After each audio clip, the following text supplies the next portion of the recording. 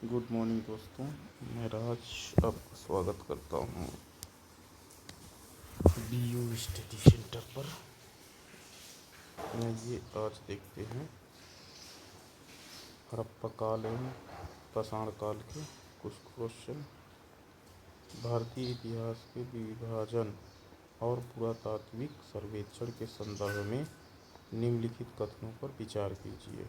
James मिल ने अपनी पुस्तक हिस्ट्री ऑफ ब्रिटिश इंडिया में भारतीय इतिहास को हिंदू, मुस्लिम और ब्रिटिश नामक 3 कालखंडों में विभाजित किया था। तो जेम्स मिल ने कितने भागों में विभाजित किया? 3 भागों में। कौन कौन से? हिस्ट्री ऑफ ब्रिटिश इंडिया पहला, भारतीय इतिहास को हिंदू, मुस्लिम और ब्रिटिश नामक 3 भागों में, यानी कि पहला पार्ट हिंदू में, दूसरा मुस्लिम में और तीसरा ब्रिटिश नामक कालखंडों में उनने विभाजित किया। किसने? जेम्स मिल ने। तो ये आपका सही है। नेक्स्ट,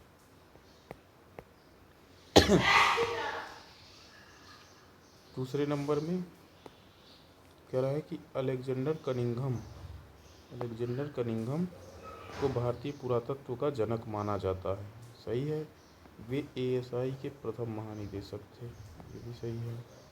CJ थॉमसन ने प्राचीन इतिहास को उपयोग किए गए औजारों के आधार पर पाषाण, कांस्य और लौह युग में वर्गीकृत किया है। तो किसने? CJ थॉमसन ने प्राचीन भारतीय इतिहास को उपयोग के किए गए औजारों के आधार पर पाषाण, कांस्य और लौह युग में वर्गीकृत किया है। तो ये तीनों सही हैं। ठीक। जेम्स मिल को विभाजन जेम्स मिल का विभाजन धार्मिक और राजनीतिक आधार पर था, जिसका उल्लेख उनकी प्रसिद्ध पुस्तक में मिलता है। अलेक्जेंडर कनिंघम ने भारतीय पुरातत्व विभाग की नींव रखी और ऐतिहासिक स्थलों के सर्वेक्षण में महत्वपूर्ण भूमिका निभाई। थॉमसन की त्रियुगीन प्रणाली मानव विकास को धातु और पत्थर के उपयोग के क्रमिक विकास के रूप में दर्शाती है। ये भी सही है। पुरापाषाण काल की विशेषताओं के संदर्भ में निम्नलिखित कथनों पर विचार कीजिए। निम्न पुरापाषाण काल मुख्य रूप से प्लीस्टोसीन युग या हिम युग का समय था। सही है। महाराष्ट्र के पाटने नामक स्थान से पहली बार शुतुरमुर्ग के साक्ष्य प्राप्त हुए हैं। ये भी सही है। पुरापाषाण काल के लोग मुख्य रूप से खाद्य उत्पादक और स्थायी बस्तियों में रहने वाले थे। ये गलत है। ये नवपाषाण काल के लोग थे। नवपाषाण काल के लोग मुख्यतः खाद्य उत्पादक और स्थायी बस्ती में रहते थे, ना कि पुरापाषाण काल के। तो ये गलत है। तो इसमें आपका सही हो जाएगा आपका पहला और दूसरा, बाकी गलत है। नेक्स्ट, तीसरा नंबर क्वेश्चन। मध्यपाषाण काल के संदर्भ में निम्नलिखित कथनों पर परीक्षण कीजिए। यह पुरापाषाण और नवपाषाण युग के बीच का संक्रमण काल लीन चरण है। सही है। पुरापाषाण काल फिर 3 भागों में बांटा गया है, मध्यपाषाण काल और नवपाषाण काल। तो पहला वाला आपका सही है। इस काल में पहली बार जानवरों का पालन या पशुपालन शुरू हुआ। तो ये भी सही है। मध्यपाषाण काल में जानवरों का पालन, पशुपालन और राख का विस्तार हुआ। राजस्थान का बागोर इस काल का एक महत्वपूर्ण स्थल है। तो तीनों सही हैं।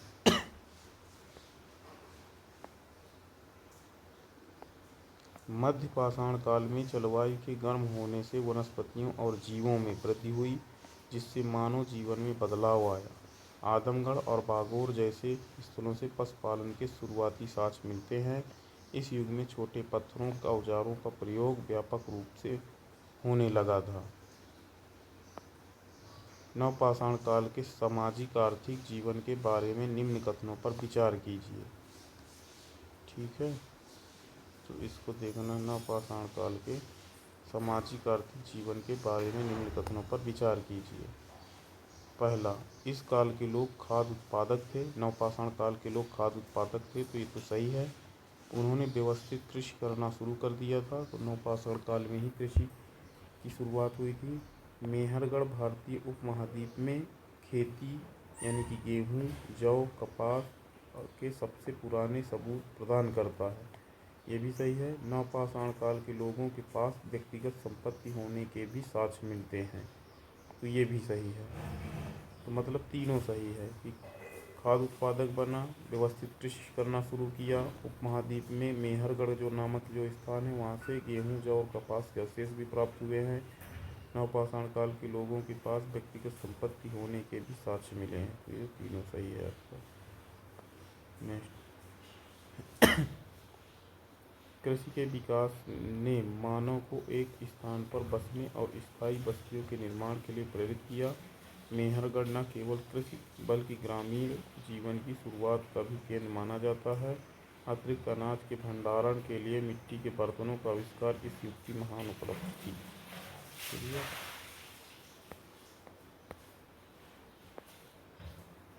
नेक्स्ट,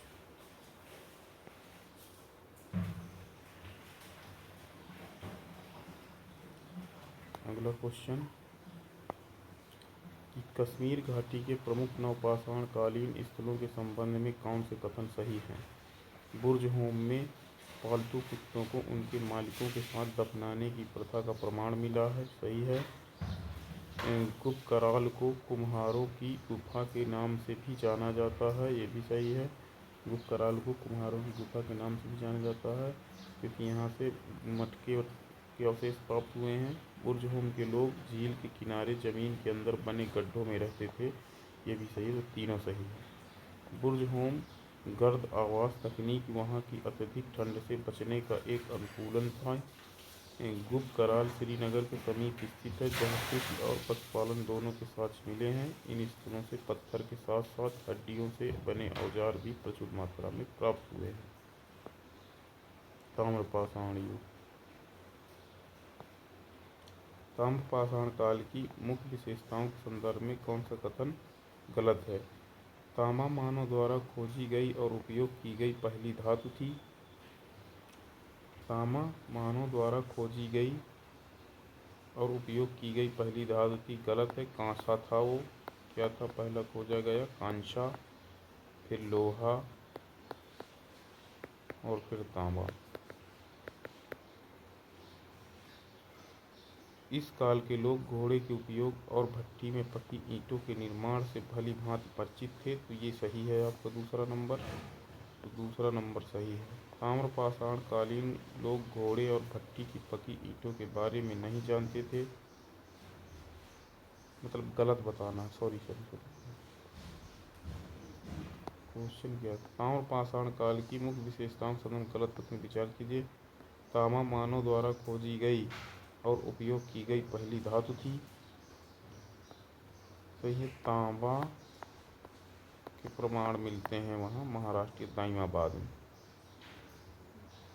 दूसरा आपको मिलता है कांसा और फिर लोहा, एक क्रम था इनके आविष्कार का। तांबा, कांसा, लोहा। तांबा मानव द्वारा खोजी गई और उपयोग की गई पहली धातु है, सही है। इस काल के लोग घोड़े के उपयोग और भट्टी की पकी हुई निर्माण से भली भांति परिचित से नहीं। दाइमाबाद जोरवे संस्कृत का सबसे बड़ा स्थल है, तो ये सही है। तो कौन सा इसमें गलत कथन के बारे में पूछा है, तो दूसरा नंबर गलत है। ताम्रपाषाण कालीन लोग घोड़े और भट्टी में पकी ईंटों के बारे में नहीं जानते थे।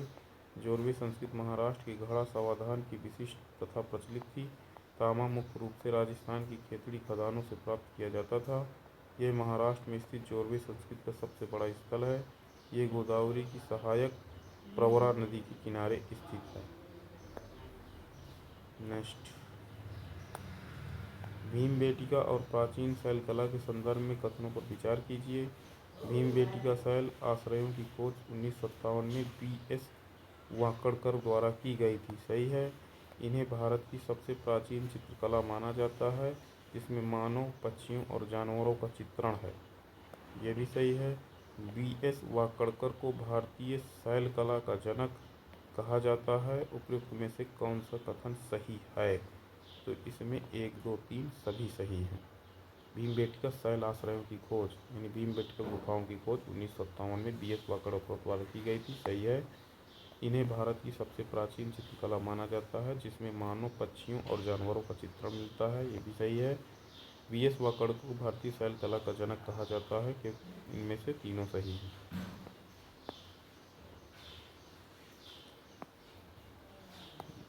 भीमबेटका मध्य प्रदेश की विंध्य पर्वत श्रृंखलाओं में स्थित है। यहाँ की चित्रकला में हरा और गहरा लाल रंग प्रमुखता से उपयोग किया गया है, जो हजारों वर्षों बाद भी सुरक्षित है। ये चित्र न केवल कला बल्कि तत्कालीन मानव के शिकार, सामाजिक जीवन की जानकारी देते हैं। पाषाणकालीन औजारों और तकनीक के संदर्भ में कथन कौन से सही है? मध्य पूरा पाषाण काल प्लेग तकनीक पर आधारित है, जिसमें मुख्य पत्थर से टुकड़े हटाकर औजार बनाए जाते थे। उत्तर पाषाण काल में चकमक पत्थर यानी फ्लिंट स्टोन का उपयोग देखा जाता है। मेसोलिथिक काल को सूच पाषाण युग भी कहा जाता है, क्योंकि इसमें औजार बहुत छोटे होते थे। तो इनमें से ये तीनों सही हैं। प्लेग तकनीक से बने औजार अधिक नुकीले और धारदार होते थे, जैसे स्क्रैपर। उत्तर पाषाण काल आधुनिक मानव होमो सेपियंस के उदय का भी काल है। सूच पाषाण औजारों का हड्डियों तथा लकड़ी के हत्थों में फंसाकर भाले और तीर को उपयोग किया जाता था। विशिष्ट नवपाषाण कालीन साक्ष्य और स्थलों के संबंध में विचार कीजिए। उत्तर प्रदेश की कोल्डी हवा से चावल की खेती के प्राचीनतम साक्ष्य मिले हैं। सही है। बिहार के चिरांद स्थल से हड्डियों से बने औजार प्राप्त हुए हैं। असम के दाऊजली हैंडिंग स्थल से जेडाइट पत्थर मिला है। तो ये भी सही है, तीनों सही हैं। उत्तर प्रदेश की कोल्डी हवा से चावल के साक्ष्य मिले हैं। बिहार के चिरांद से हड्डियों के बने औजार मिले हैं। असम के दाऊजली हैंडिंग स्थल से जेडाइल पत्थर मिले हैं। तो ये तीनों ऑप्शन सही हैं। कोल्डी हवा बेलन घाटी में स्थित है, जहाँ 7000 ईसा पूर्व के आसपास चावल के साक्ष्य मिलते हैं। चिरांद उत्तर भारत का एक महत्वपूर्ण स्थल है, जहाँ हिरण के सींगों से बने उपकरण प्रचुर मात्रा में मिले हैं। जेडाइट पत्थर का मिलना उस समय के सुदूर व्यापारिक संबंधों या लंबी दूरी के पत्थर लाने की प्रक्रिया दर्शाता है।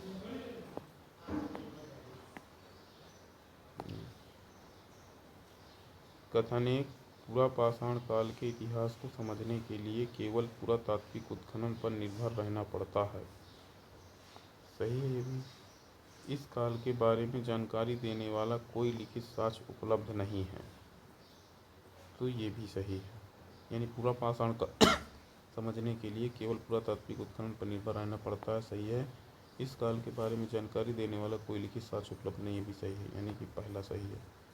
प्रागैतिहासिक काल वह समय है जब मानव ने लेखन कला का विकास नहीं किया था, अतः पत्थरों के औजार, हड्डियों के अवशेष और गुफा चित्र ही जानकारी के एकमात्र स्रोत हैं। उत्खनन के माध्यम से ही इन वस्तुओं को प्राप्त किया जाता है और वैज्ञानिक विश्लेषण किया जाता है। नेक्स्ट, नवपाषाण काल में मिट्टी के बर्तनों का उपयोग व्यापक स्तर पर होने लगा था। नवपाषाण काल में मिट्टी के बर्तनों का उपयोग व्यापक स्तर पर होने लगा था। कृषि उत्पादन में वृद्धि के कारण अतिरिक्त अनाज को सुरक्षित संग्रहित करने की आवश्यकता उत्पन्न हुई थी। तो ये ए आर दोनों सही हैं। आर एक ही सही व्याख्या करता सही है। खाद्य उत्पादक बनने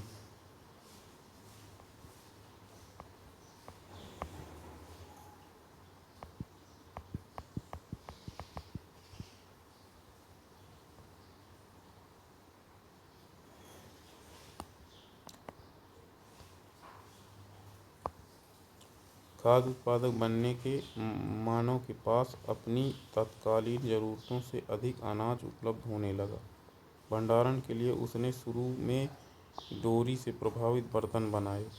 यह मानव के खानाबदोश जीवन से स्थायी जीवन की ओर संक्रमण का प्रतीक था।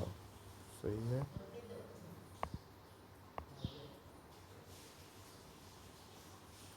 नेक्स्ट,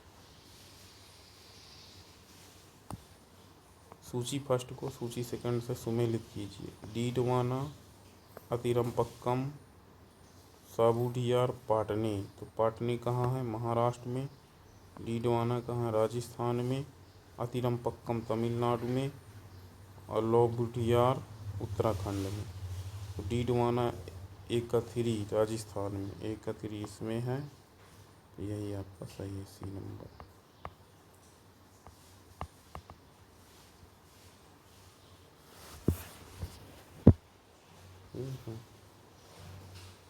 ये कह रहा है कि डीडवाना राजस्थान के थार मरुस्थल के क्षेत्र में स्थित एक महत्वपूर्ण पुरापाषाण स्थल है। अतिरमपक्कम तमिलनाडु में स्थित है, जहाँ जानवरों के प्राचीनतम पदचिह्न मिले हैं।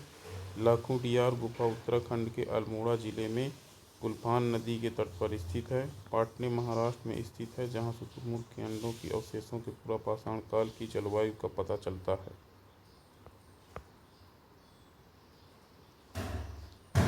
अगला,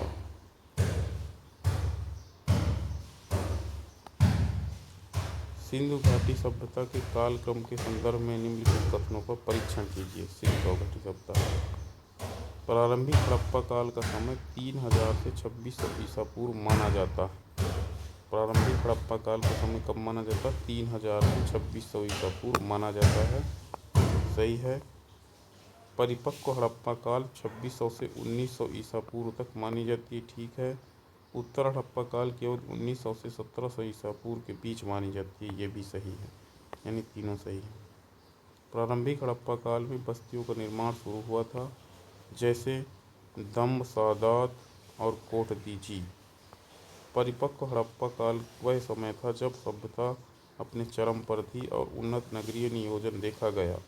उत्तर हड़प्पा काल में धीरे धीरे नगरीय और विशेषताओं का पतन होने लगा, जिसमें रंगपुर और दैमाबाद जैसे स्थल शामिल थे। सिंधु सभ्यता की कृषि प्रौद्योगिकियों के बारे में निम्नलिखित कथनों पर विचार कीजिए। सिंधु सभ्यता की कृषि प्रौद्योगिकियों के बारे में निम्नलिखित कथनों पर विचार कीजिए। कालीबंगा राजस्थान में दोहरे जुते हुए खेत के साक्ष्य मिले हैं, ठीक है। बनवाली हरियाणा में मिट्टी टेराकोटा के बने हल का मॉडल प्रस्तुत हुआ था, ये भी ठीक है। हल चलाने के लिए घोड़ों का बड़े पैमाने पर उपयोग किया जाता था, इसका क्या कथन है? तो ये गलत है, घोड़े नहीं बैलों का, ये सही। कालीबंगा में एक ही खेत में दो अलग अलग फसलें उगाई जाती थीं, जिसके प्रमाण समकोण पर स्थित हल की लकीरों से मिलते हैं। कृषि कार्य के मुख्य रूप से बैलों का उपयोग किया जाता था। वास्तव में सिंधु सभ्यता में घोड़े और गाय के स्पष्ट प्रमाण नहीं मिले हैं, हालांकि सुतकोटा से घोड़े की हड्डी मिली। नेक्स्ट,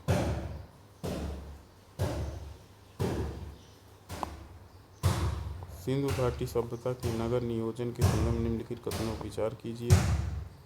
हड़प्पा सभ्यता के सबसे विशिष्ट विशेषता शहरी केंद्रों का विकास था। शहर आमतौर पर दो भागों में बटे थे, गढ़ यानी ऊंचा शहर और निचला शहर। चनहूदड़ों में कोई गढ़ नहीं पाया गया, तीनों सही है। गढ़ ऊंचाई पर बना छोटा हिस्सा था, जिसका उपयोग विशेष सार्वजनिक उद्देश्यों के लिए किया जाता था। निचला नगर आकार में बड़ा, जहां सामान्य आवासीय भवन स्थित थे। यह किलेबंद भी था। धौलावीरा एक अपवाद था, जहां नगर 3 हिस्सों में बटा हुआ था और चनहूदड़ो बिना गढ़ वाला एकमात्र शहर था।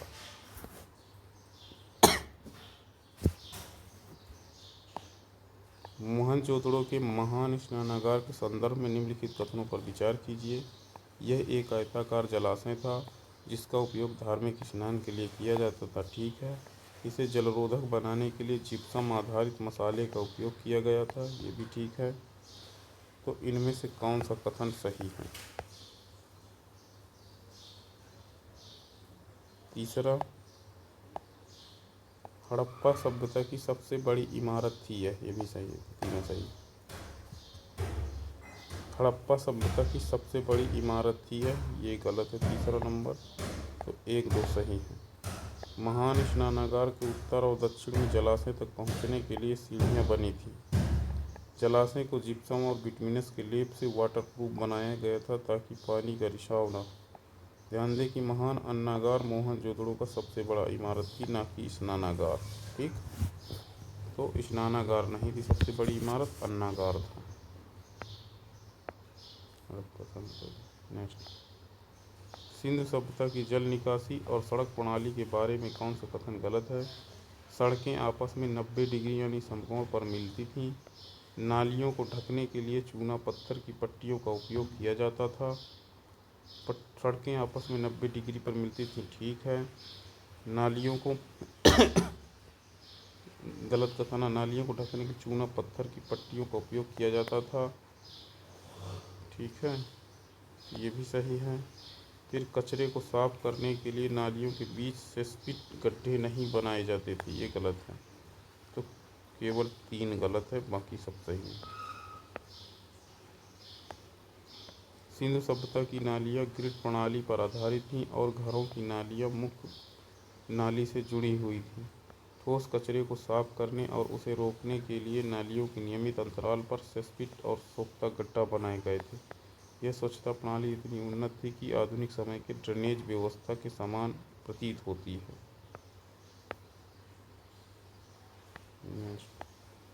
सिंधु सभ्यता के शिल्प उत्पादन केंद्रों के संदर्भ में सही मिलान का चयन करें। चनहूदड़ो मनके बनाना, शंख काटना और मुहर बनाना। नागेश्वर और बालाकोट में शंख निर्माण के केंद्र। सोरठगई में लैपिस लाजुली नीला पत्थर की प्राप्ति स्थल। इनमें से कौन सही है? तो सभी सही हैं, तीनों के तीनों, क्योंकि चनहूदड़ों में मनके बनाना, शंख काटना और मुहर बनाना। नागेश्वर बालघाट में शंख निर्माण के केंद्र।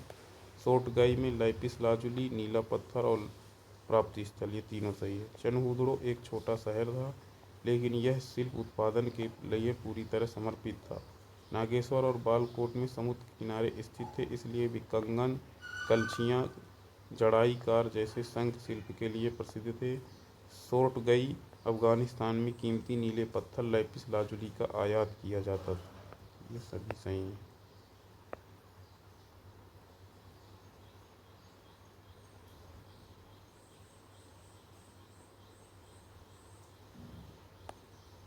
सिंधु घाटी सभ्यता के व्यापारिक संबंधों के संदर्भ में निम्नलिखित कथनों पर विचार कीजिए। हड़प्पा वासियों के मेसोपोटामिया सभ्यता के साथ व्यापारिक संबंध थे, सही है। मेसोपोटामिया के लेखों में हड़प्पा क्षेत्र के मेलुहा शब्द का प्रयोग किया गया है, सही है। हड़प्पा वासियों को जहाज निर्माण और नौवहन तकनीक का ज्ञान था, ये भी सही है, तभी तो इतनी दूर दूर तक व्यापार करने जाते थे। तो मेसोपोटामिया में हड़प्पा की मोहरें मिली हैं जो नियमित समुद्री व्यापार की पुष्टि करती हैं। लोथल से प्राप्त गोदीबाड़ा यह सिद्ध करता है कि वे समुद्री व्यापार में निपुण थे। व्यापार मुख्य रूप से वस्तु विनिमय प्रमाणित पर आधारित था। नेक्स्ट, हड़प्पा की मोहरों की लिपि के संदर्भ में निम्नलिखित कथन विचार कीजिए। मोहरें आमतौर पर सैल खड़ी नामक नरम पत्थर से बनाई जाती थी। हड़प्पा की लिपि को आज तक पढ़ा नहीं जा सका, सही है। लिपि को दाएं से बाएं लिखा जाता था, जिसे बौस्ट्रोफेडन कहा जाता था, तीनों सही है। मोहरों को आमतौर पर पशु आकृतियों का एक चित्रात्मक लिपि होती थी, जिसमें संभवतः मालिक का नाम और पदवी होती थी। चित्रात्मक लिपि आधारित है, वर्णमाला के रूप में नहीं। सबसे लंबे शिलालेख में लगभग 26 चिन्ह बनाए गए हैं।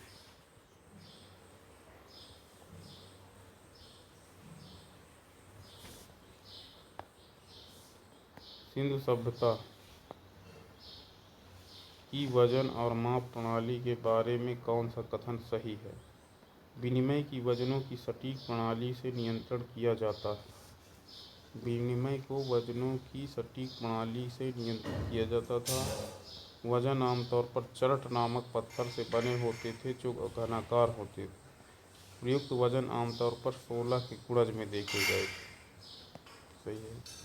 वजनों के लिखने माल बाइनरी 1 2 3 4 1 2 4 8 16 आदि थे, जबकि उच्च मान दशमलव प्रणाली का पालन करते थे। चार्ट प्लेट और वजनों का उत्पादन सुखपुर और रोहिणी की पहाड़ियों में बड़े पैमाने पर किया जाता था। सिंधु घाटी के लोगों को लोहे का ज्ञान नहीं था, लेकिन वे सोना, चांदी, तांबे के उपयोग से परिचित थे।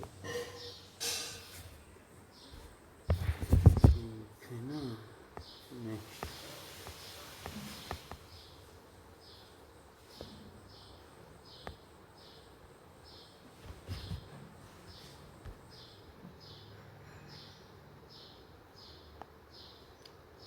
सिंधु सभ्यता की धार्मिक प्रथाओं के संदर्भ में कथनों पर विचार कीजिए। मातृ देवी की पूजा की जाती थी, जिन्हें उर्वरता की देवी माना जाता था। पशुपति की मोहर पर योग मुद्रा में बैठे शिव की आकृति मिली। हड़प्पावासी पवित्र जानवरों के रूप में एक सींग वाले जानवर का और बैल की पूजा करते थे। उपयुक्त में से कौन से कथन सही हैं? तो ये तीनों सही है। ठीक।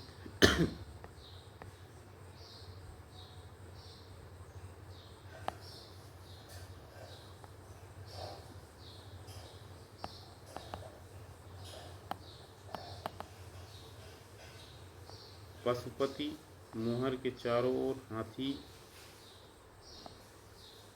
बाघ, गैंडा, भैंस जैसे जानवर के चित्र हैं। नीचे दो हिरण बैठे हैं।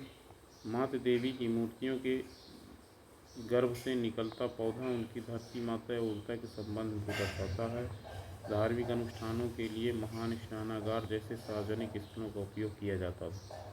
सिंधु सभ्यता की मूर्ति कला के संदर्भ में निम्नलिखित कथनों पर मिलान कीजिए।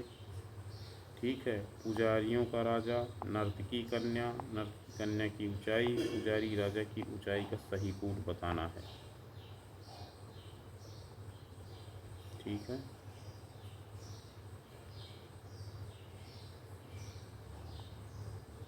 पुजारियों का राजा, तो पुजारियों को राजा शैल खड़ी की मूर्ति का बना था।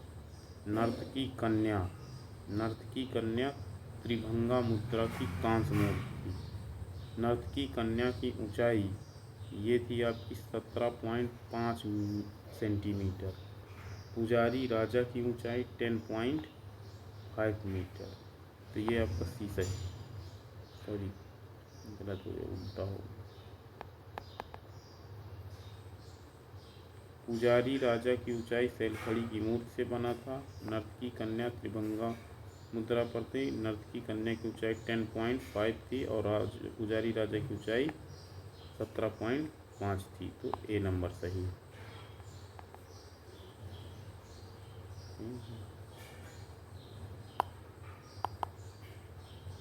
पुजारी राजा मूर्ति मोहनजोदड़ो से मिली, जिसमें उन्होंने अलंकृत शॉल ओढ़ रखी है। नर्तकी कन्या की मूर्ति फ्रोस्ट वैक्स तकनीकी का उपयोग करके बनाई गई थी, जो उस समय की उन्नत धातु कला का प्रतीक है। ये दोनों मूर्तियां मोहनजोदड़ो के महत्वपूर्ण कलात्मक अवशेष हैं।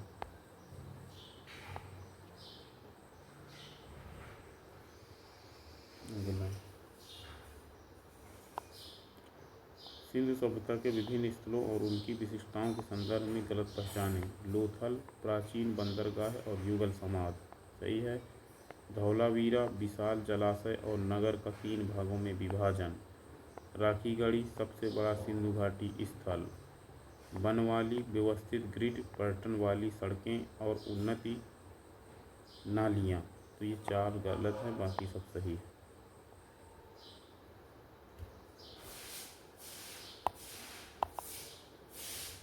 बनवाली हरियाणा में उन्नत नगरीय नियोजन का अभाव वाला शहर है। यहाँ ग्रिड पैटर्न वाली सड़कों की कमी थी। लोथल गुजरात में भभुआ नदी के तट पर दुनिया का सबसे पुराना गोदीवाड़ा मिला है। राखीगढ़ी वर्तमान में भारत और संपूर्ण सिंधु सभ्यता का सबसे बड़ा स्थल माना जाता है। सिंधु सभ्यता के पतन संभावित कारणों पर विचार कीजिए। नदियों का मार्ग बदलना और सूख जाना हो सकता है। अत्यधिक बाढ़ और जलवायु परिवर्तन हो सकता है। देशी आक्रमण और वनों की अत्यधिक कटाई ये भी हो सकता है। तो तीनों सही हो सकते हैं, जिस कारण उसका सिंधु सभ्यता का विनाश संभव है। इतिहासकारों के बीच पतन के कारणों को लेकर मतभेद है, लेकिन परिस्थिति असंतुलन को प्रमुख माना जाता है। सरस्वती नदी के सूखने को भी एक बड़ा कारण माना जाता है, जिससे आबादी का पलायन गंगा घाटी की ओर हुआ। विदेशी आक्रमण, विशेषकर आर्यों का सिद्धांत व्हीलर जैसे विद्वानों ने दिया। नेक्स्ट, सुमेलित कीजिए। हड़प्पा किस नदी के किनारे है? ये रावी नदी के किनारे है। मोहनजोदड़ो हड़प्पा रावी नदी के किनारे है। मोहनजोदड़ो सिंधु नदी के किनारे है। लोथल भोगवा के, कालीबंगन घग्घर के। देख लो इन चारों में से कौन है। हड़प्पा ए का 2, यही सही है बी नंबर, और कहीं 2 है नहीं है। बी का 1, सी का 4 और डी का 3 सही है।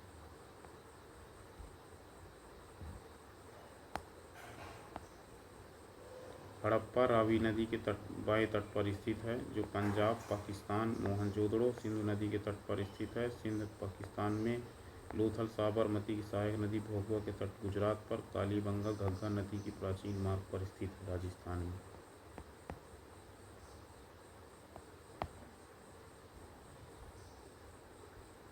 नेक्स्ट, हड़प्पा सभ्यता की जल निकासी व्यवस्था के संबंध में कथनों के आधार पर विचार कीजिए। हड़प्पा सभ्यता जल निकासी व्यवस्था के संबंध में कथनों पर विचार कीजिए। हड़प्पा के अधिकांश शहरों में घरों के बाहर खुली जल निकासी की व्यवस्था थी। खुली नहीं, बंद जल निकासी की व्यवस्था थी। ठीक है। हड़प्पा सभ्यता में जल और अपशिष्ट घरों के बाहर स्थित नालियों से निकलकर मुख्य भूमिगत नाली में चला जाता था। ये सही है, तो केवल सी सही है, मतलब दूसरा वाला सही है। केवल कथन सेकंड सत्य है। हड़प्पा सभ्यता की जल निकास प्रणाली अद्भुत थी। घरों का पानी बहकर सड़कों तक आता था, जहां मुख्य भूमिगत नाली मिल जाता था। नालियाँ प्रायः ढकी हुई होती थी। नेक्स्ट, हड़प्पा सभ्यता के विशाल स्नानागार संबंधित दिए गए कथनों पर आधार पर विकल्प का चयन कीजिए। विशाल स्नानागार हड़प्पा सभ्यता के मोहनजोदड़ो स्थल से बनाया गया है। सही है ये। विशाल स्नानागार को ईंटों की एक निश्चित क्रम में रखते हुए बनाया गया था, प्लास्टर से लेपित किया गया था और उसे प्राकृतिक राल की परत से जलरोधी बनाया गया था। इनमें से कौन सा कथन सत्य है? तो 1 और 2 दोनों सत्य हैं। जलरोधी बनाया गया तभी तो जल भरता था। चलिए, मोहनजोदड़ो से प्राप्त विशाल स्नानागार को ईंटों की एक निश्चित अनुपात में बनाया गया था। इसका निर्माण आर्थिक धार्मिक उद्देश्यों के लिए स्नान करने हेतु, जॉन मार्शल ने इसे विश्व का आश्चर्यजनक निर्माण कहा है। स्नानागार की लंबाई 11.88 मीटर, चौड़ाई 7.01 मीटर और ऊंचाई यानी कि गहराई 2.43 मीटर थी। माइक्रोलिथ का इस्तेमाल शुरुआती इंसानों द्वारा किया जाता था, सिक्के के लिए, कपड़े के लिए, मिट्टी बर्तन के लिए, औजारों के लिए। तो ये औजारों के लिए।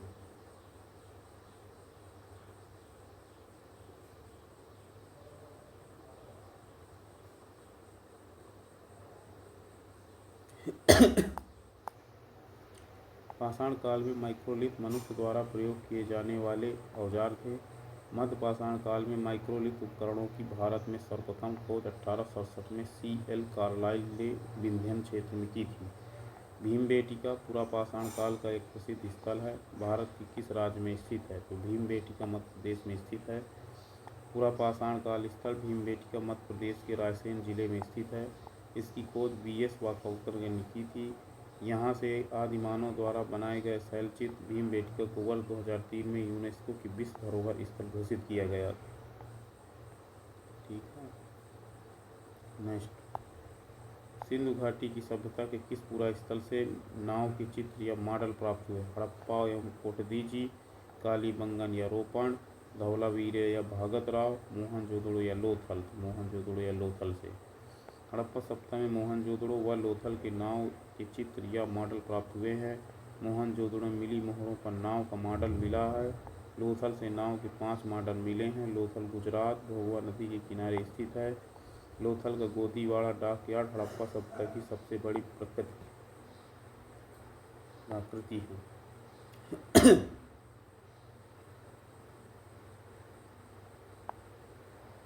निम्नलिखित में से किस भारतीय राज्य में हड़प्पा के नगर नहीं पाए गए? उत्तराखंड, गुजरात, राजस्थान, हरियाणा। तो गुजरात से मिले हैं, हरियाणा से मिले हैं बनवाली, राजस्थान। उत्तराखंड से नहीं मिले। उत्तराखंड में कोई हड़प्पा स्थल नहीं है।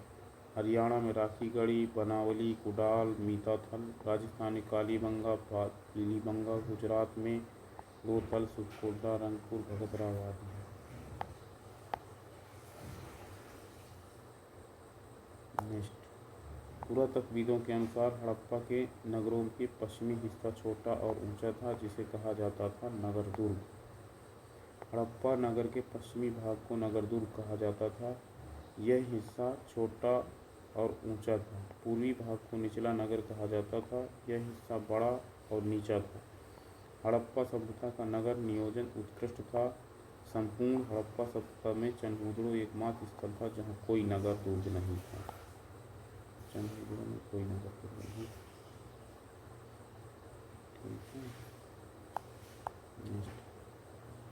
सूची फर्स्ट को सूची सेकंड से मिलान कीजिए। बालू, मांडा, पादरी, उलास। तो मांडा कहाँ है? मांडा है जम्मू कश्मीर में। उलास कहाँ है?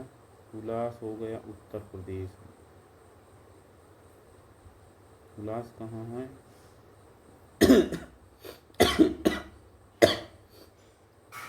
गड़बड़ हो गया,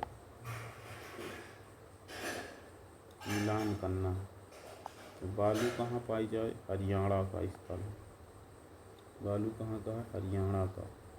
मांडा कहाँ का है? मांडा है जम्मू का।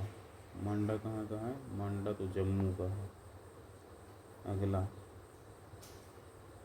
मांडा कहाँ का है? जम्मू का। पादरी कहाँ का है? गुजरात का। और दुलास कहाँ? हरियाणा का, सॉरी उत्तर प्रदेश का। दुलास कहाँ है? उत्तर प्रदेश का। तो ऐसा किसमें मिला हुआ है? ये मिला हुआ है डी में। बालू हरियाणा, मांडा जम्मू कश्मीर, पादरी गुजरात, दुलास, ये दुलास नहीं है, उलास है। ठीक, उलास खेड़ा नाम से। निम्नलिखित में से कौन सा हड़प्पा स्थल अफगानिस्तान में स्थित है?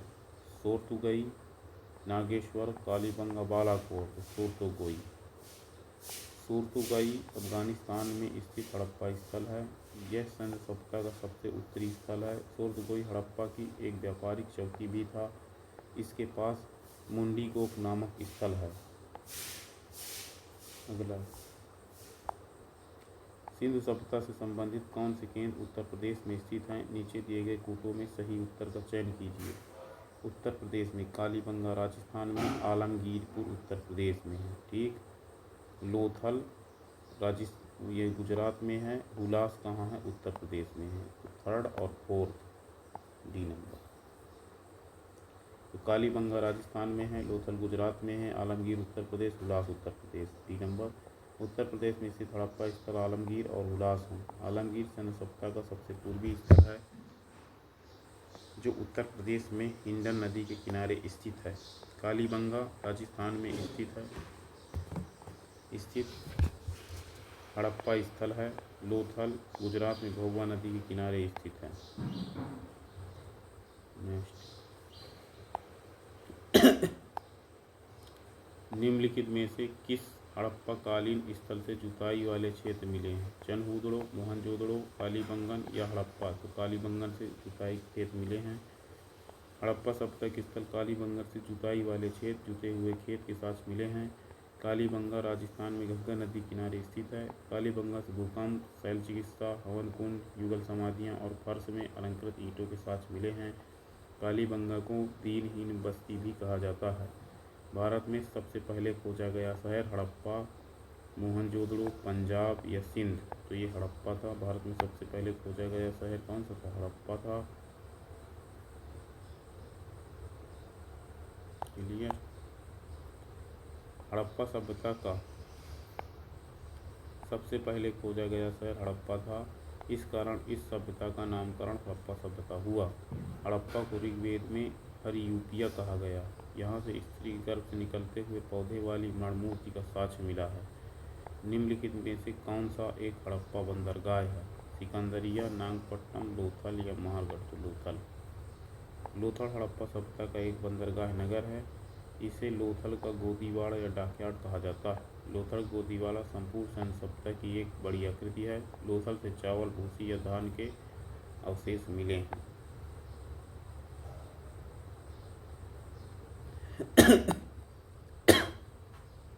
निम्नलिखित में कौन सी हड़प्पा की खुदाई में नहीं पाई गई? व्यवस्थित नालियाँ मिली हैं, जलाशय मिला है, किला मिला है, शिखर रहित मंदिर ये नहीं मिला। सिंधु घाटी सभ्यता के किसी भी स्थल से शिखर रहित मंदिर के साक्ष्य नहीं मिले। हड़प्पा सभ्यता का नगर नियोजन उत्कृष्ट था। इसमें ईंटों से बनी व्यवस्थित नालियाँ थीं, जलाशय के रूप में स्नानागार, जल प्रबंधन प्रणाली के साक्ष्य मिले। सिंधु सभ्यता के नगर दो भागों में विभाजित थे। पूर्वी भाग का निचला नगर और पश्चिमी भाग को किला या दुर्ग कहा जाता था।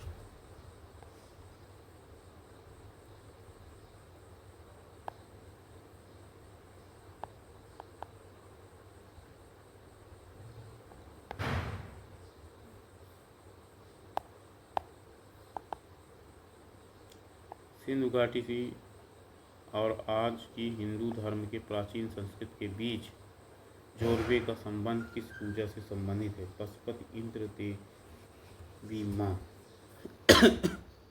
पत्थर, वृक्ष या जानवर? तो इसमें आपका पत्थर, वृक्ष या जानवर सही है। सिंधु घाटी सभ्यता के लोग प्रकृति पूजक थे। उनके जैविक संबंध पत्थर, वृक्ष और जानवर पूजक साबित होते हैं। मोहनजोदड़ो से मुद्रा पर अंकित पशुपति नाथ यानी शिव की मूर्ति मिली है। पशुपतिनाथ को मार्शल ने आदि शिव कहा है। सबसे ज़्यादा पूजा माँ देवी की होती थी। सिंधु घाटी सभ्यता की विशेषता थी प्रकृति की शक्तियों की पूजा, देहाती खेती, व्यवस्थित शहरी जीवन या जाति आधारित व्यवस्थित शहरी जीवन था। सिंधु घाटी सभ्यता का प्रमुख विशेषता उसकी अद्भुत नगर नियोजन प्रणाली थी। जल निकासी के लिए नालियों का निर्माण, सड़क ग्रिड पर्यटन आधारित। हड़प्पा की अर्थव्यवस्था का मुख्य आधार कृषि था। कालीबंगा से जुते हुए खेत के साक्ष्य मिले हैं। हड़प्पावासी प्रकृति पूजक थे। सिंधु घाटी सभ्यता के लोगों का मकान प्रायः बना होता था पक्की ईंटों का। सही है।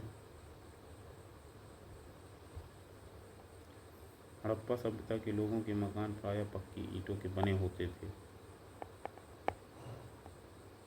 ठीक है।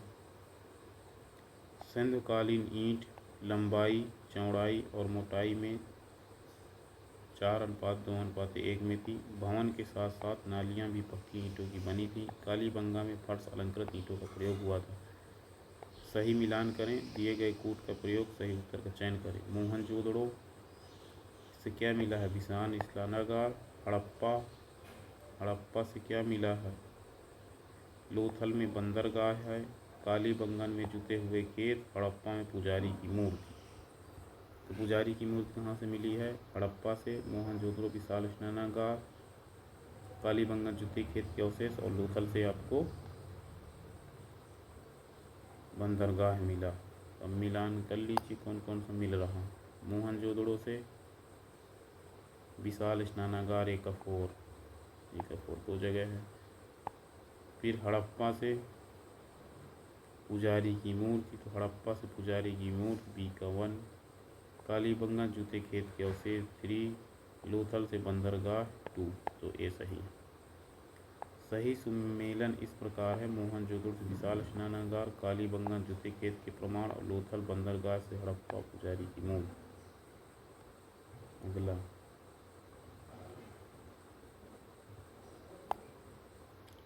किसकी मूर्ति?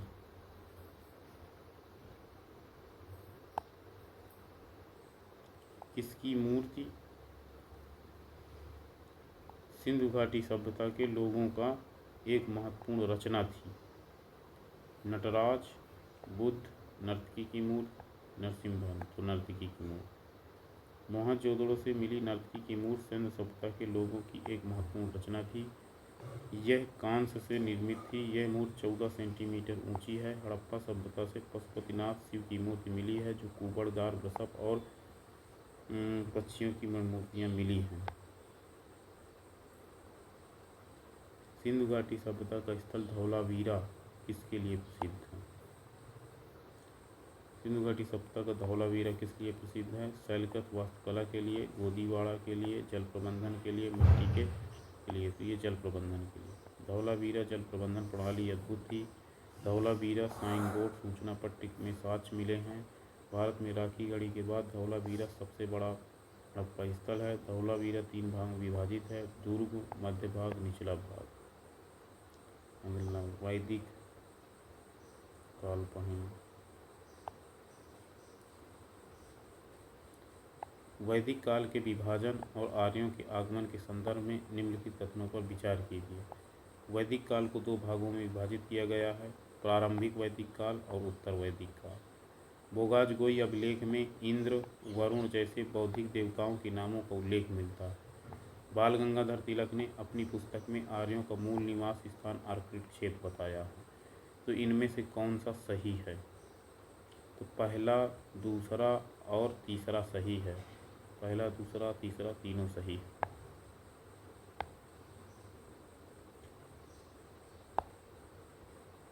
वैदिक काल का समय 1500 से 600 ईसा पूर्व माना जाता है, जिसे ऋग्वैदिक 1500 से 1000 ईसा पूर्व, उत्तर वैदिक 1600 ईसा पूर्व काल में बांटा गया है।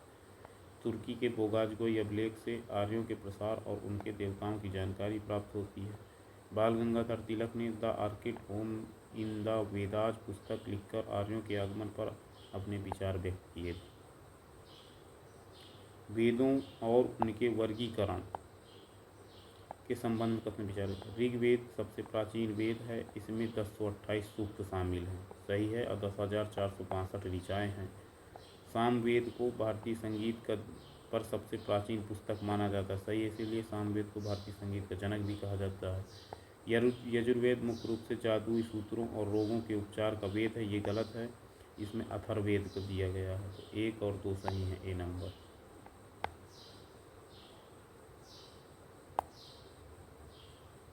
ऋग्वेद प्रथम संकलित वेद है, जिसमें 10 मंडल, 1028 सूक्त और 10,600 श्लोक हैं। सामवेद के मंत्रों की धुनों का संग्रह, जो संगीत की उत्पत्ति यहीं से मानी जाती है। ऋग्वेद का पाठ करने वाले को होत्री कहते हैं और सामवेद के पाठकर्ता को उद्रांत कहते हैं। यजुर्वेद एक कर्मकांडीय वेद है, जो यज्ञ करने के तरीके बताता है। अथर्ववेद यह आयुर्वेद का सबसे प्राचीनतम स्रोत माना जाता है, जिसमें जड़ी बूटियों और उपचार के अनुष्ठानों का जिक्र है। नेक्स्ट, ऋग्वैदिक समाज और वर्ण व्यवस्था के संदर्भ पर निम्नलिखित कथनों पर विचार कीजिए। ऋग्वेद के 10वें मंडल में पुरुष सूक्त में 4 वर्णों की उत्पत्ति का वर्णन है, सही है। प्रारंभिक वैदिक काल में वर्ण व्यवस्था जन्म के बजाय पेशे पर आधारित थी, सही है। इस काल में महिलाओं की स्थिति सम्मानजनक थी और वे सभाओं में भाग ले सकती थीं। तो इसमें आपको बताना तीनों सही है। पुरुष सूक्त से वर्णों की उत्पत्ति का वर्णन मिलता है, सही है। प्रारंभिक वैदिक काल में वर्ण व्यवस्था जन्म के बजाय पेशे पर आधारित थी, ये भी ठीक है। इस काल में महिलाओं की स्थिति सम्मानजनक थी और वे सभाओं में भाग ले सकती थी, ये भी सही है, तीनों सही है।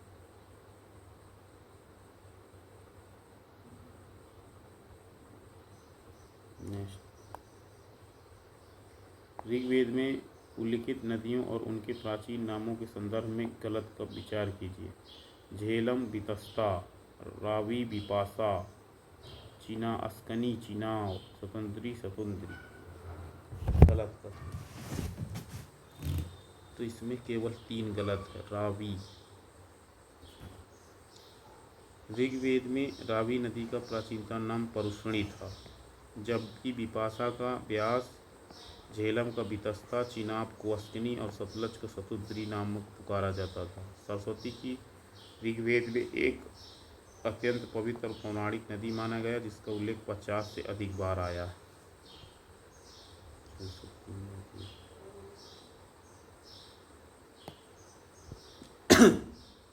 10 राजाओं के युद्ध यानी 10 राजन युद्ध के बारे में निम्नलिखित कथनों पर विचार कीजिए।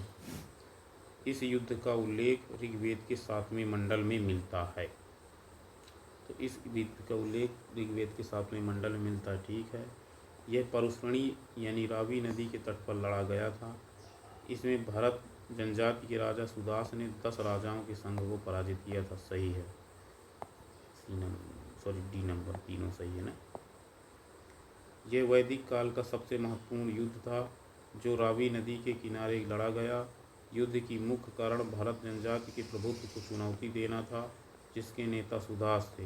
राजा सुदास ने कुशलतापूर्वक 10 राजाओं के गठबंधन को हराकर अपनी सर्वोच्चता स्थापित की। उपनिषदों और उनसे ली गई सूक्तियों के संदर्भ में सही मिलान कीजिए। मुंडक उपनिषद से सत्यमेव जयते, मुंडक उपनिषद से सत्यमेव जयते, कंठ उपनिषद से नचिकेता के यम की कहानी, महाउपनिषद से वसुदेव कुटुंबकम।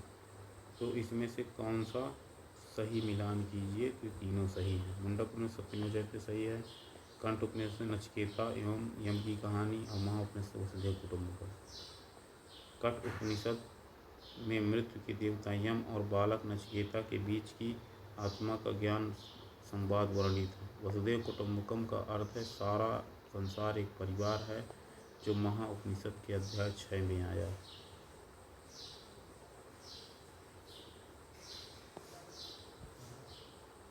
भारतीय दर्शन के 6 विद्यालयों में उनके प्रवर्तकों के बारे में कथन का वर्णन कीजिए। सांख्य दर्शन के कौन है? कपिल। सांख्य के कपिल, योग दर्शन के पतंजलि, न्याय दर्शन के गौतम, पूर्व मीमांसा के बादरायण। तो कौन सा गलत है? तो बादरायण। पूर्व मीमांसा के जैमिनी है। पूर्व मीमांसा दर्शन के प्रतिपादक जैमिनी थे, जबकि बादरायण ने उत्तर मीमांसा वेदांत प्रतिपादन किया था। सांख्य दर्शन का पुराना है, इसमें पुरुष और प्रकृति की व्याख्या की गई है।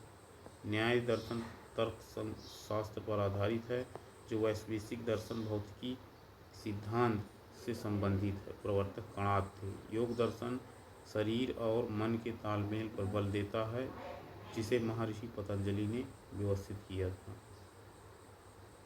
अवरोही क्रम यानी घटते क्रम में व्यवस्थित करना है। तो ये तो आरोही हो गया, कुल, ग्राम, विश्व, जन और राष्ट्र। ये क्या हो गया? आरोही। आरोही क्रम हो गया ये। इसी को उल्टा अवरोही हो जाएगा, यानी राष्ट्र, जन, विश्व, ग्राम और कुल। राष्ट्र, जन, विश्व, ग्राम और कुल। तो ये सही। वैदिक काल में राजनीतिक संरचना का सबसे बड़ा रूप राष्ट्र था। राष्ट्र के बाद जन यानी कबीला और फिर विश्व यानी गांवों का समूह आता था। शासन की प्राथमिक इकाई ग्राम थी। सबसे छोटी इकाई कुल परिवार थी। कबीले के प्रमुख को राजन कहा जाता था और ग्राम के प्रमुख को ग्रामणी कहा जाता था।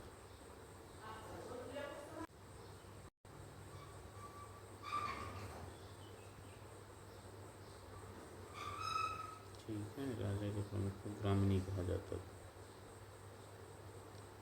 अगला,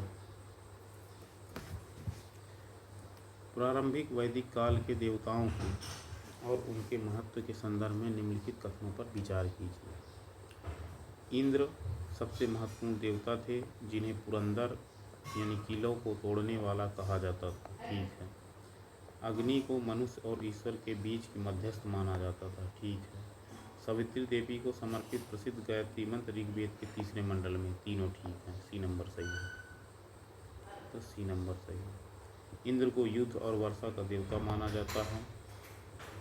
ऋग्वेद में उन पर सर्वाधिक सूक्त हैं, यानी कि इंद्र के लिए कितने सूक्त लिखे गए हैं? 250। अग्नि के माध्यम से ही दी गई आहुतियाँ देवताओं तक पहुँचती है, इसीलिए उन्हें मध्यस्थ माना जाता है। और अग्नि के लिए ऋग्वेद में कितनी सूक्तियों का उल्लेख है? 200। ऋषि विश्वामित्र द्वारा रचित गायत्री मंत्र देवी सवित्री को समर्पित है।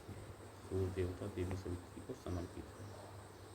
अगला, उत्तर वैदिक काल 1000 से 600 ईसा पूर्व में आए परिवर्तनों के बारे में उल्लेख करता है। ठीक है।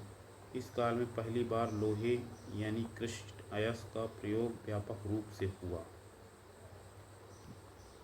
वर्ण व्यवस्था पर अब पेशे के बजाय वंशानुगत कठोर हो गई। ये भी सही है। महिलाओं की स्थिति में गिरावट आई और उन्हें विधानसभाओं यानी सभा के जाने की अनुमति नहीं रही। ये भी सही है। सी नंबर। उत्तर वैदिक काल में लोहे के हथियारों और घोड़े के प्रयोग को आर्यों की गंगा, यमुना और दोआब क्षेत्र का विस्तार करने में मदद की। समाज 4 निश्चित वर्णों में बंट गया। गोत्र व्यवस्था का उदय हुआ। उत्तर वैदिक काल में महिलाओं की स्थिति प्रारंभिक काल की तुलना में बदतर हो गई थी। इस काल के लोग अब पशुपालक के स्थान पर मुख्य रूप से कृषक बन गए। नेक्स्ट, उत्तर वैदिक काल में प्रचलित विभिन्न प्रकार के यज्ञों के संदर्भ में निम्नलिखित कथनों मिलान कीजिए। राजसूय यज्ञ, क्षेत्रीय विस्तार के लिए किया गया यज्ञ। अश्वमेध यज्ञ, राजा के राज्याभिषेक के लिए किया गया यज्ञ। वाजपेयी यज्ञ, रथ के दौड़ के माध्यम से शक्ति प्रदर्शन का यज्ञ। तो अश्वमेध यज्ञ सी नंबर 2 का सी।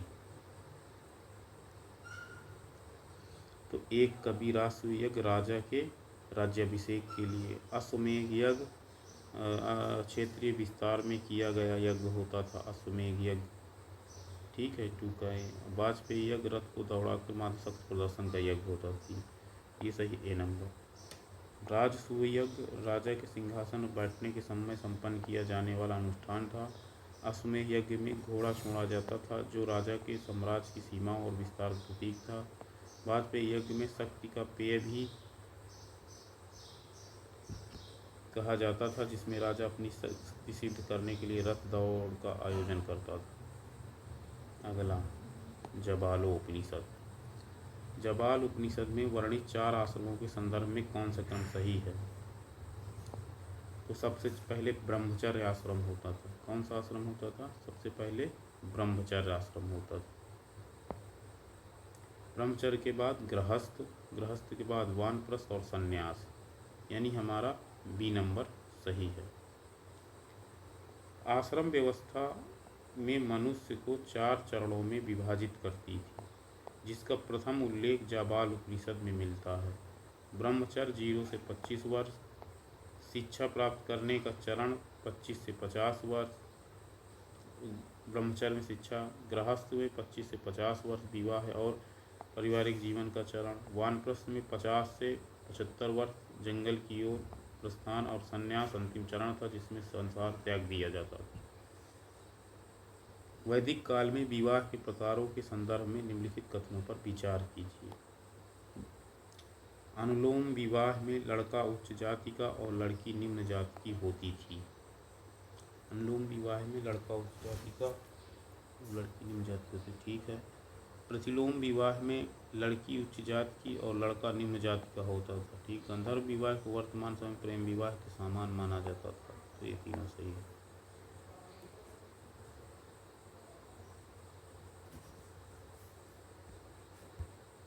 वैदिक समाज में विवाह 8 प्रकारों का उल्लेख था। वैदिक समाज में विवाह में कितने प्रकारों का उल्लेख था? 8 प्रकारों का उल्लेख था, ठीक, जिनमें अनुलोम और प्रतिलोम प्रमुख श्रेणियाँ थी। गंधर्व विवाह आपसी सहमति और प्रेम पर आधारित था। अन्य प्रकारों में दैव विवाह यानी पुरोहितों को दान, अर्ष विवाह यानी गाय बैल का आदान प्रदान और असुर विवाह खरीद द्वारा शामिल था। वैदिक काल की शब्दावली और उनके अर्थ के संदर्भ में निम्नलिखित मिलान के। अघन्या यानी गाय न मरने वाली, व्रीहि चावल के लिए, गविष्ठ गायों की खोज गायों के लिए, और गोधूम गलत पहचाने, गोधूम गलत 40 नंबर। गोधूम का अर्थ गेहूँ होता था, ठीक, न कि जौ, जबकि यव का अर्थ जौ के लिए प्रयोग किया जाता था। गाय को अघन्या यानी कि पवित्र माना जाता था, उसे धन का मुख्य निर्धारक माना जाता था। गविष्ठ शब्द गायों की खोज या उनके लिए किए गए युद्धों के लिए प्रयुक्त होता था।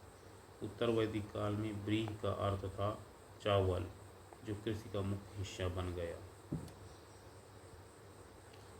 वेदों के उपविभागों संहिता, ब्राह्मण, आरण्यक, उपनिषद के संदर्भ में कौन सा कथन सत्य है? संहिता वेदों के सूक्तों का मूल संग्रह है। संहिता वेदों के सूक्तों का मूल संग्रह यानी संहिता चारों वेदों के जो सूत्र हैं उनको सम्मिलित रूप संहिता कहा जाता है। आरण्यक वे ग्रंथ हैं जिन्हें सन्यासियों द्वारा जंगलों में संकलित किया गया, ये भी सही है। उपनिषदों को वेदांत भी कहा जाता है क्योंकि वे वेदों का अंतिम हिस्सा होते हैं, सही है, तीनों सही हैं। उपनिषदों को वेदांत भी कहा जाता है क्योंकि वेदों का अंतिम हिस्सा होते हैं। वेदों के मुख्य चार भाग होते हैं, संहिता यानी सूक्त, ब्राह्मण यानी यज्ञ की व्याख्या, आरण्यक यानी दार्शनिक शिक्षा और उपनिषद। अरण्यक का संबंध सन्यासियों और जंगलों में एकांत चिंतन से है। उपनिषद मुख्य रूप से भक्ति मार्ग और ज्ञान पर आधारित हैं, जिन्हें वेदांत वेदों का अंत कहा जाता है। ऋग्वेद में ब्राह्मण, ऐतरेय और यजुर्वेद के एक भाग को शतपथ ब्राह्मण कहा जाता है। अगला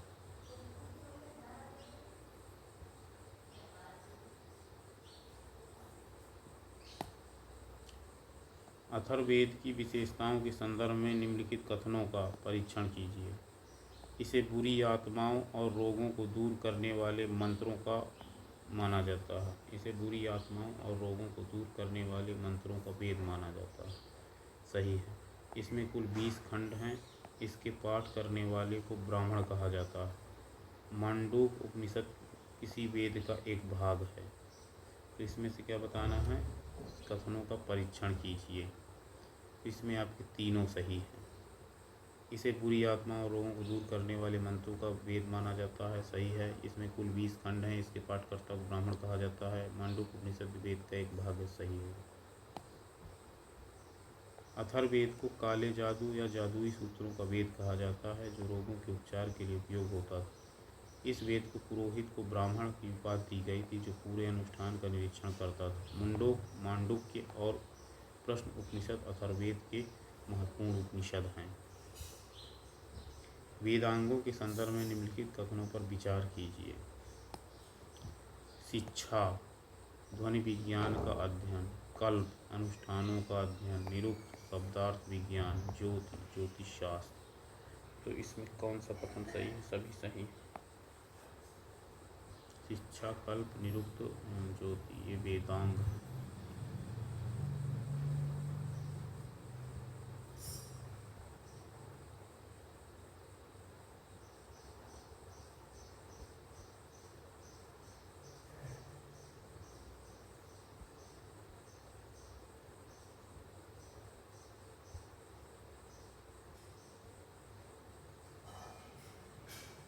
वेदांग कहाँ गए? वेदों के अर्थ को ठीक समझने के लिए कुल 6 वेदांगों की रचना की गई है, जिनमें व्याकरण, छंद, निरुक्त, ज्योतिष, कल्प एवं शिक्षा शामिल है।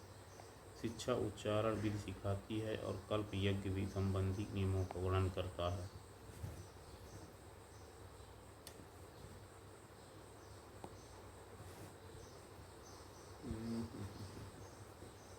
बीच में रखो।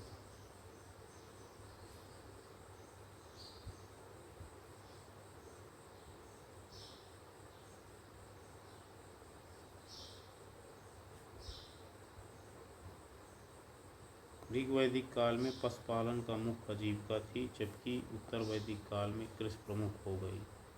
लोहे के उपकरणों की खोज ने वनों की सफाई और गहरी जुताई को संभव बना दिया। दोनों सही हैं।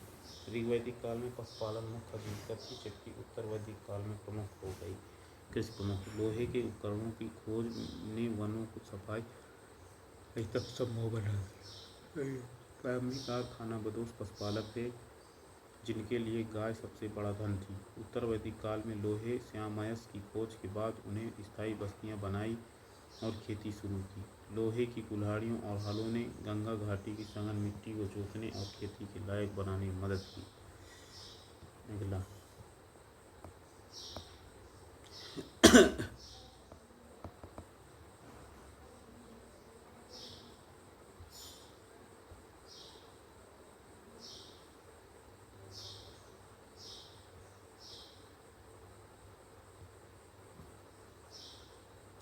उत्तर वैदिक काल में प्रजापति को ब्रह्मांड के सृष्टिकर्ता के रूप में सर्वोच्च स्थान प्राप्त हुआ। इस काल में इंद्र और अग्नि जैसे प्रारंभिक देवताओं का महत्व कम हो गया।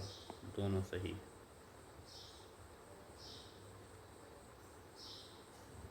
अगला सुमेलित कीजिए।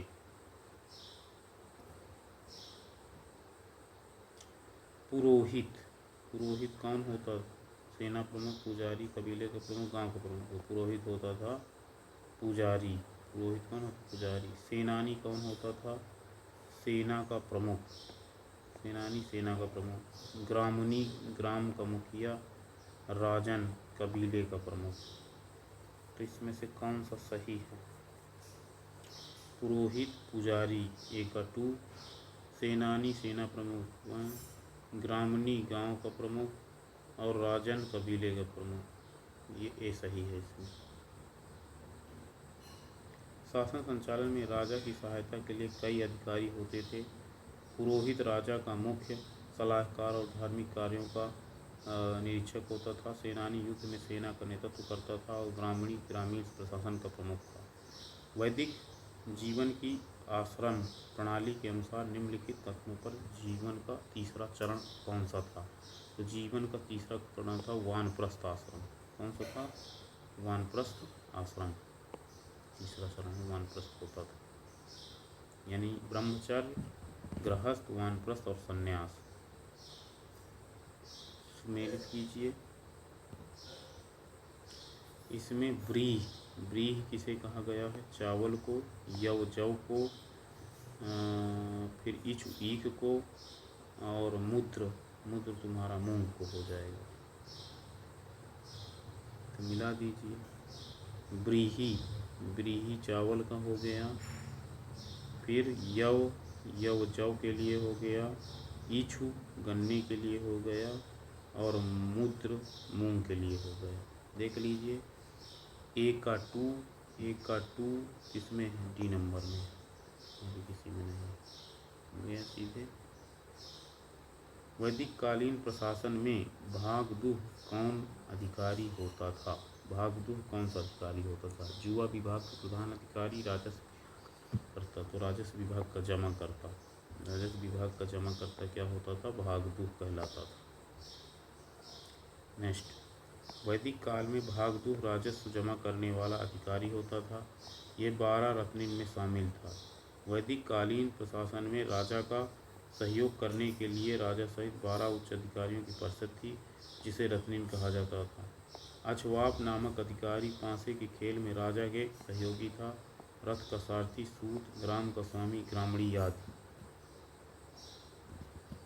ऋग्वेद के सर्वाधिक मंत्र किस वैदिक देवता को समर्पित हैं? तो इंद्र को 250 और 200 अग्नि के लिए, बताया ही था। मतलब पुराणों के संदर्भ में निम्नलिखित कथनों में से कौन सा सही है? विष्णु पुराण से मौर्य वंश की जानकारी मिलती है। तो विष्णु पुराण से किस वंश की जानकारी होती है? मौर्य वंश की, तो ये सही है। तो विष्णु पुराण से मौर्य वंश की जानकारी मिलती है। वायु पुराण गुप्त वंश के शासन की व्यवस्था का प्रकाश डालता, सही है, डी सही है इसकी।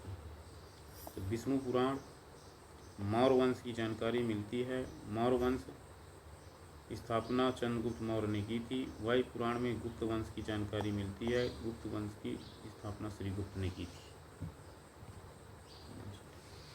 सुमेलित कीजिए। सिंधु घाटी सभ्यता कैसी थी? नगरीय थी। सिंधु घाटी सभ्यता कैसी थी? नगरीय थी। तो सिंधु घाटी सभ्यता नगरीय। A4 दो जगह हैं। उत्तर वैदिक कालीन कृषक व्यवस्था थी। उत्तर वैदिक कालीन कृषक व्यवस्था, तो बी का थ्री इसमें है, तो ये कैंसिल हो गया। ऋग्वैदिक समाज कैसा था? मध्यकाल, ये आपका डी नंबर है। ऋग्वैदिक समाज चारा और मध्यकाल जमींदारी, मध्यकाल में जमींदारी थी, सही है, डी नंबर। 1800 से 1500 ईसा पूर्व की 30 ऋग्वेद पांडुलिपियों को यूनेस्को की memory of the world register में किस वर्ष सम्मिलित किया गया था? ये सम्मिलित किया गया था 2007 में।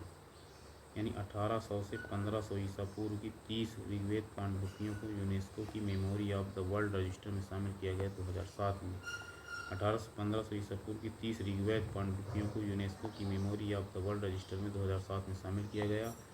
ऋग्वेद में 10 मंडल ये भाग हैं। ऋग्वेद की सभी मंडलों के रचयिता अलग अलग ऋषि हैं। सभी मंडलों के रचयिता, दूसरा मंडल के भार्गव, गंधस्थ मध्य भार्गव, तीसरा के विश्वामित्र, चौथा के वामदेव अंगीरस, पांचवीं के मंडल के अत्रि, छठा मंडल के भरद्वाज भंगिरीस, सातवां मंडल के वशिष्ठ हैं। वैदिक काल के महत्वपूर्ण देवताओं का सही समूह ज्ञात कीजिए। वैदिक काल में प्रजापति, अग्नि, इंद्र और सोम। अग्नि, इंद्र और सोम, सही है, ए नंबर।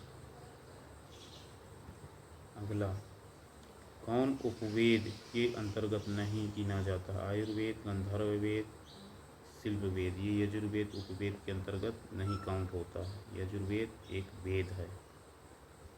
यजुर्वेद क्या है? वेद है। यजुर्वेद वेद है। ऋग्वैदिक आर्य भारत में कहाँ रहते थे? ऋग्वैदिक आर्य भारत में कहाँ रहते थे? उत्तर भारत में, पूर्वी भारत में, पूरे भारत में, सप्त सिंधु प्रदेश में। ऋग्वैदिक आर्य पूरे भारत में कहाँ रहते थे? सप्त सिंधु प्रदेश में।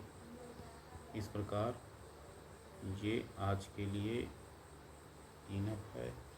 कल फिर मिलेंगे, तब तक के लिए नमस्कार, धन्यवाद।